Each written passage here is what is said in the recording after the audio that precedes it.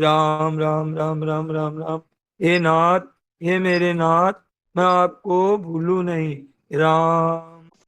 आज का सत्संग परम श्रद्धेय स्वामी जी महाराज का 3 दिसंबर 1995 कलकत्ता में यह सत्संग हुआ। हे नाथ, हे मेरे नाथ, मैं आपको भूलूं नहीं। नारायण नारायण नारायण। गीता जी में आया है, सर्वथा वर्तमानोपि सहयोगी मयि वर्तते और सर्वथा वर्तमानोपि न स भूयो भी जायते।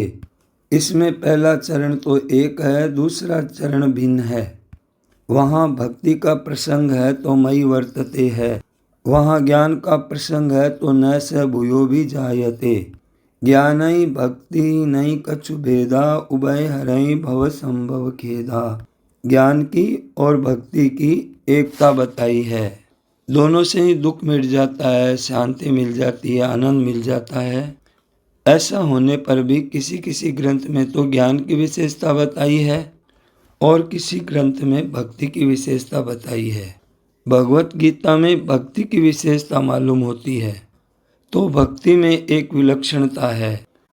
आरंभ में तो ये विशेषता होती है कि भगवान उसके संरक्षक होते हैं, तो भगवान सब साधुओं के संरक्षक होते हैं, परंतु भक्त भगवान पर जिम्मेवारी रखता है। इस वास्ते वे विशेषता से ख्याल रखते हैं। नहीं तो न में द्वेष्योस्ति न प्रिय है। भगवान के कोई प्रिय और द्वेषी नहीं होता। तो मैं यथा माम प्रपद्यन्ते तांस तथैव भजाम्यहम्। इस सिद्धांत के अनुसार भगवान पर निर्भर होता है, उस पर भगवान विशेष ध्यान देते हैं। आरंभ की बात है, अगाड़ी अंत में एक आनंद होता है, अखंड रस आनंद। ज्ञानी को और भक्त को आनंद होता है, वो अनंत होता है, प्रतिक्षण वृद्धमान आनंद होता है। प्रतिक्षण वृद्धमानम, यह भक्ति में विशेषता है। इस विशेषता में यह नहीं है कि ज्ञानी के कुछ कमी रहती है, उसके उद्धार में कमी रहती है, उसके ज्ञान में कमी रहती है, ये बात नहीं है। आनंद की विलक्षणता है आपस में थोड़ी। कर्मयोग की विलक्षणता में शांति है, ज्ञान की विलक्षणता में अखंड रस है, भक्ति की विलक्षणता में अनंत रस है।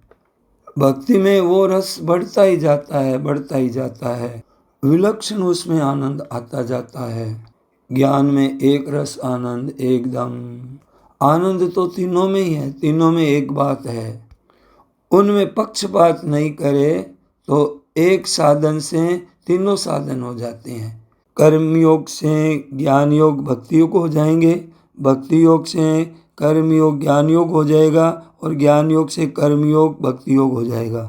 एक से तीनों सिद्ध हो जाएंगे, तीनों ही इसी तत्व को प्राप्त हो जाएंगे। परंतु पहले से ये भावना कर लेते हैं कि ये ज्ञान है, ये सबसे श्रेष्ठ है, फिर वे ज्ञान में ही रहते हैं, फिर वे भक्ति में नहीं जाते हैं, क्योंकि ज्ञान को ही सर्वश्रेष्ठ मान लिया। तो कई कहते हैं कि भक्ति श्रेष्ठ है तो वे भक्ति को प्राप्त होते हैं। भक्ति को प्राप्त होते हैं, वे भक्ति में जाते नहीं है पर ज्ञान को प्राप्त हो जाते हैं। रामायण में आया है, अनइच्छित आवई बरियाई। ज्ञानी को जो सुख होता है वो भक्ति में ज्ञान और वैराग्य आ जाते हैं। भागवत में भी भक्ति को माँ बताया है और ज्ञान और वैराग्य दो बेटा बताया है। तो भक्ति के साथ में ये आ जाते हैं। ज्ञान के साथ आ जाए कोई नियम नहीं है, पर भक्ति में कमी नहीं रहती, कारण कि भगवान सर्वोपरि है, सबसे ऊपर है। ज्ञान है वह अपने स्वरूप का बोध है, मैं क्या हूँ इस स्वरूप का बोध हो जाता है, वो ज्ञान हो जाता है और परमात्मा में प्रेम हो जाता है, वह भक्ति हो जाती है। तो बोध होने पर आनंद रहता है, मस्ती रहती है, कमी कुछ नहीं रहती है, जन्म मरण से मुक्त हो जाता है। इस वास्ते सर्वथा वर्तमानोपि न स भूयो भी जायते, वह सब व्यवहार करता हुआ, वर्तमान रहता हुआ, वर्तते बर्ताव करता हुआ, न स भूयो भी जायते, फिर जन्म मरण नहीं होता। सर्गे पि नोप जायन्ते प्रलय न वेथन्ति च, वो भगवान की तरह ही निर्लेप हो गया, निरंजन हो गया, तटस्थ हो गया, इस वास्ते जन्म नहीं होता। और भक्त है उसकी मस्ती अलग होती है, भगवान की रक्षा होती है, उसको फिर भगवान का प्रेम मिलता है। उस प्रेम में विलक्षणता, ज्ञान से विलक्षणता बताई है। जब भक्ति का रस मिलता है तो ज्ञान का रस फीका हो जाता है। तो ज्ञान में एक रस है, रस तो सब साधनों में है, परंतु ज्ञान का रस एक विलक्षण है योग की अपेक्षा। योग का रस शांत है। योग में क्या होता है कि योग से जड़ता से संबंध विच्छेद होता है। ज्ञान में क्या होता है कि जड़ता से संबंध विच्छेद हो जाता है, अपने स्वरूप को प्राप्त हो जाता है। तो जड़ता से निराकरण होना और अपने स्वरूप में स्थित होना दोनों में एक है। इसमें ज्ञान योग और कर्म योग बरोबर है, दोनों में फर्क नहीं है। चाल अलग है, वो लौकिक साधना है, भक्ति की अलौकिक साधना है। वो त्याग करता है, कामना का, आसक्ति का त्याग करता है, तो जड़ से संबंध विच्छेद होता है। जड़ से संबंध विच्छेद होने पर असंगता आ जाती है, और ज्ञान मार्ग पहले से ही असंग होता है, उसमें असंगता आ जाती है। असंगता तो दोनों में एक है। इस वास्ते एकम अप्यास्ते सम्यक उभयोर विन्दते ये फलम। ज्ञान योग कर्म योग किसी एक में स्थित हो जाए तो दोनों का फल एक ही मिलता है। असंगता हो जाती है, निर्लिप्तता हो जाती है, मुक्त हो जाते हैं, कभी किंचन मात्र भी कमी नहीं रहती। सरग में पैदा नहीं होते, महाप्रलय में व्यथित नहीं होते हैं, व्यथा नहीं। पर भक्ति में एक विशेष रस आता है, उसमें एक आनंद विशेष आता है। इस दृष्टि से नहीं कि उसमें कम रहता है, ज्ञान में कम रहता है, ऐसी बात नहीं है। शांत गंभीर एक ऐसा आनंद रहता है। परंतु भक्ति में प्रतिक्षण वर्तमान, उसमें संयोग वियोग, संयोग वियोग, योग में वियोग, ऐसी उसमें विलक्षणता रहती है। उसमें भक्ति में स्वकीय प्रक्रिया भेद बताया है, आनंद रहता है विलक्षण। इस वास्ते सर्वथा वर्तमानोपि सहयोगी मई वर्तते, वो मेरे में ही बर्ताव करता है, क्योंकि उसके प्रेमास्पद भगवान होते हैं। ज्ञान का ध्येय ब्रह्म होता है और भक्त का प्रेमास्पद भगवान होते हैं। वो हरदम ही भगवान में ही रहता है, वो भगवान का ही आनंद लेता है, भक्ति का आनंद लेता है। वो लेता हुआ दिखता है, पर भगवान को वो देता है आनंद। वो भगवान को प्रसन्न कर देता है, प्रसन्नता कर देता है, भगवान के लिए उपयोगी हो जाता है। भगवान कहते हैं भगत मेरे मुकुटमणि, भगवान के आदर विशेष होता है भक्तों का। वो भगवान को अपने आप को सर्वथा सौंप देता है, अपने मतलब ही नहीं। वो असंगता का सुख नहीं लेता है, भोग नहीं करता है सुख का, मुक्ति का, अपने आप को सर्वथा भगवान के अर्पण कर देता है। जो भक्त शरीर इंद्रियां मन बुद्धि सहित अपने आप को भगवान के अर्पण कर देता है, वह भगवान को अत्यंत प्रिय है। तो भक्ति में एक विशेष आनंद रहता है। मार्ग में कोई सा ही मार्ग पकड़े, उसमें बंधन मिट जाएगा, आनंद हो जाएगा, मुक्ति हो जाएगी, जन्म मरण मिट जाएगा, आफत मिट जाएगी, किसी तरह का कोई तरह का दुख नहीं रहेगा, आनंद रहेगा। सब कोई कर्मयोग में भी यही बात है, परंतु भीतर में संस्कार रहते हैं तो कर्मयोगी को भी भक्ति मिल जाती है, ज्ञान योग को भी भक्ति मिल जाती है, भक्ति योग को भक्ति मिल ही जाती है। जिद न रहे, पक्षपात न रहे, तो हरेक को तीनों मिल जाएंगे। तत्व एक है, पर को भावना अपनी एक बांध लेते हैं। भक्ति योग में भगवान की तरफ आकृष्ट हो जाता है, ये फर्क रहता है। ज्ञान योग में स्वरूप में स्थित रहता है, परम आनंद है, परम शांति है, परम सुख है, चिन्मयता में रहता है। उसकी दृष्टि में सब संसार चिन्मय हो जाता है। चिन्मयता है, जड़ता है नहीं, चिन्मयता है। वो जड़ता दिखती है, जड़ता को महत्व देने से। वास्तव में तो सब जगह ईश्वर रूप है, सब परमात्मा का स्वरूप है। एक परमात्मा के स्वरूप में सगुण निर्गुण ये कल्पना कर लेते हैं। इस वास्ते सगुण की प्राप्ति भक्ति से है और निर्गुण की प्राप्ति ज्ञान से है। इसमें कोई निर्गुण को श्रेष्ठ समझते हैं, कोई सगुण को श्रेष्ठ समझते हैं, ये अपनी अपनी धारणा है। कर्मियों को सर्वश्रेष्ठ समझे, ये बहुत कम देखने में आता है, आई नहीं है ऐसी बात है। तो कर्मयोग क्या करता है, संसार से संबंध विच्छेद करता है। संसार की वस्तु संसार में देख करके अपने स्वरूप में स्थित होता है। ज्ञान योगी अपने आप अपने स्वरूप में स्थित होता है। वो सबसे संबंध विच्छेद करता है, सबसे उदासीन हो जाता है, तटस्थ हो जाता है। कर्म योग में एक विलक्षणता है भक्ति योग के एक अंश की, और ज्ञान योग के भी एक अंश की विलक्षणता है कर्म योग में। तत्सुख सुखित्व है, तत्सुख सुखित्व है, ये भक्ति में ऊंचा दर्जा है। और कर्म योग में तो ये पहले से ही है कि सबको सुख पहुंचाना, सबकी सेवा करना, सबके सुख का भाव कर्मयोग में रहता है, तो तत्सुख सुखित्व बात आ जाती है। वो परमात्मा के सुख से सुखी होता है और कर्मयोगी दुनिया के सुख से सुखी होता है। अपने सुख से सुखी दोनों ही नहीं होते हैं। भक्ति योगी अपने सुख से सुखी नहीं, भगवान से सुख से सुखी होता है। तो अपने सुख का, आसक्ति का त्याग सब में आ जाता है। परंतु भक्ति योग में उसमें विलक्षणता है। कर्मयोगी संसार के लिए सिद्ध हो जाता है, भक्ति योगी भगवान के लिए, और ज्ञान योगी अपने लिए सिद्ध हो जाता है। तीनों ही चीज हमारे सामने है, एक संसार प्रकृति और एक भगवान और एक स्वयं, ये तीनों ही हमारे सामने है। तो तीनों के लिए उपयोगी हो जाना मनुष्य के लिए सफलता है। ज्ञान योग से अपने लिए आत्मसात हो जाता है। कर्मयोगी दूसरों का हित करता है, कर्मयोगी से उदारता आती है। संसार का हित विशेष वो देखता है, वो देखने में आता है। ज्ञानी के देखने में विशेष हित नहीं आता है, पर कमी नहीं है, उसके द्वारा हित होता है स्वतः। परंतु कर्मयोगी का साधन है दूसरों की सेवा करना, दूसरों का हित करना, ये साधन है। कामना का, स्वार्थ का त्याग करना, ये उसका ध्येय होता है।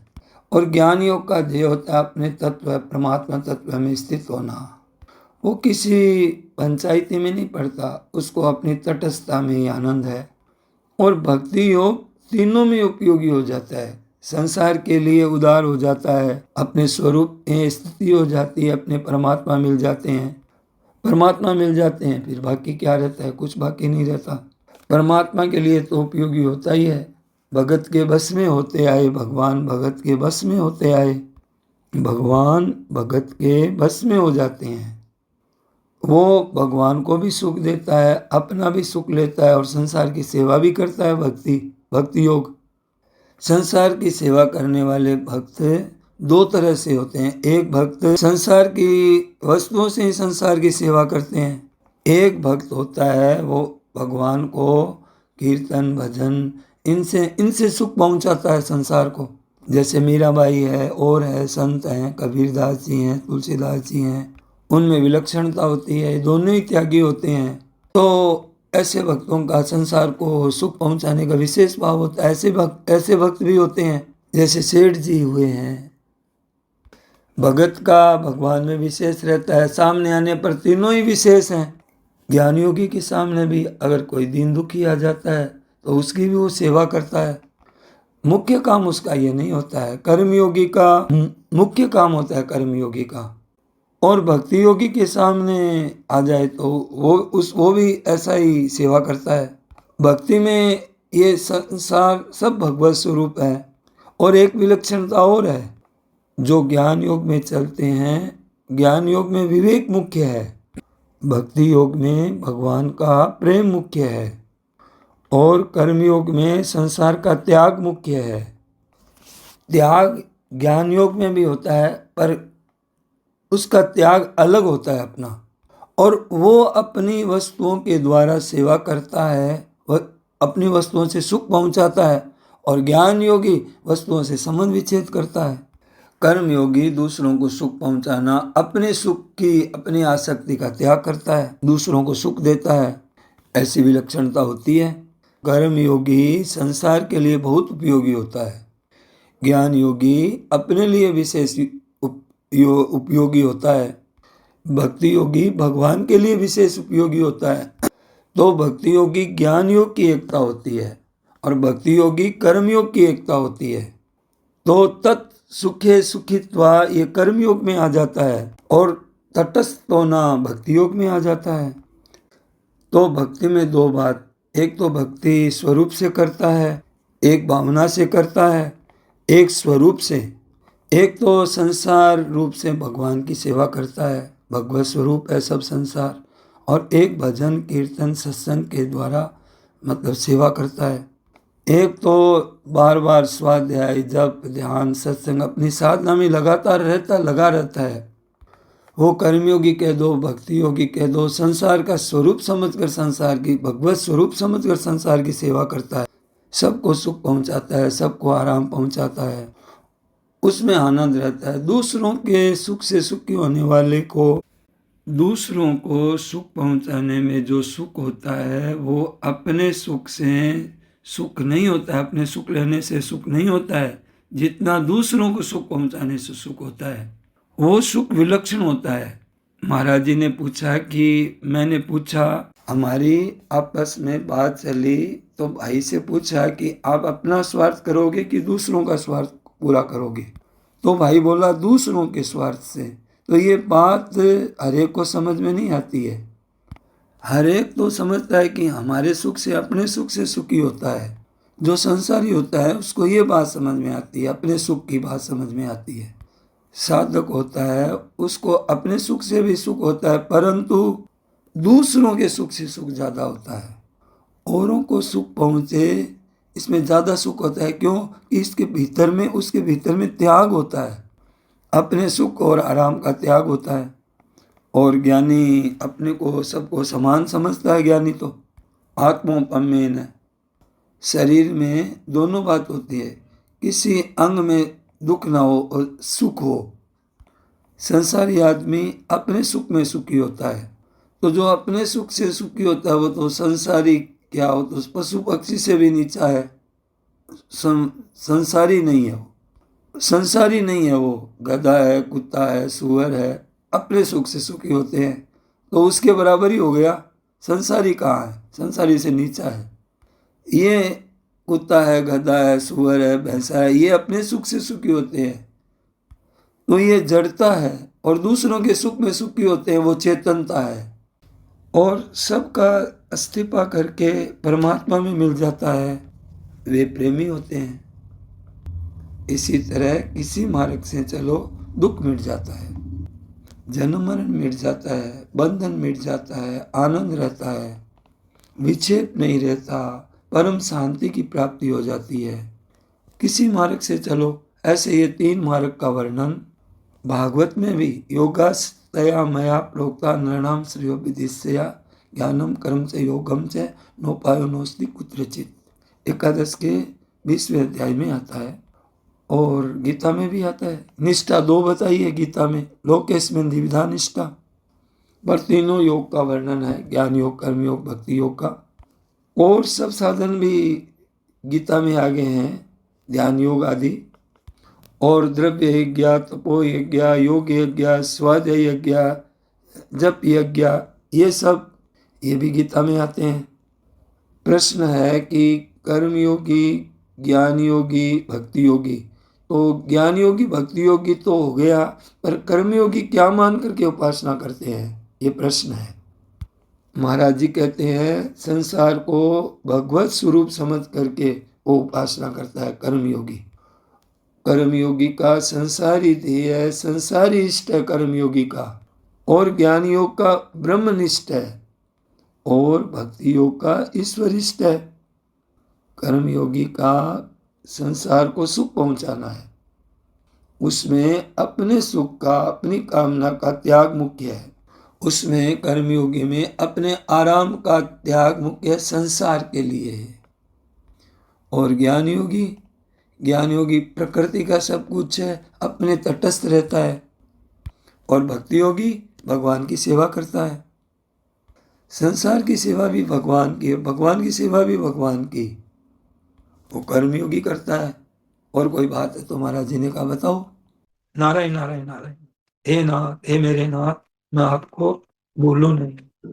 सबको प्रणाम। सियावर रामचंद्र की, मोर मुकुट वंशी वाले की जय।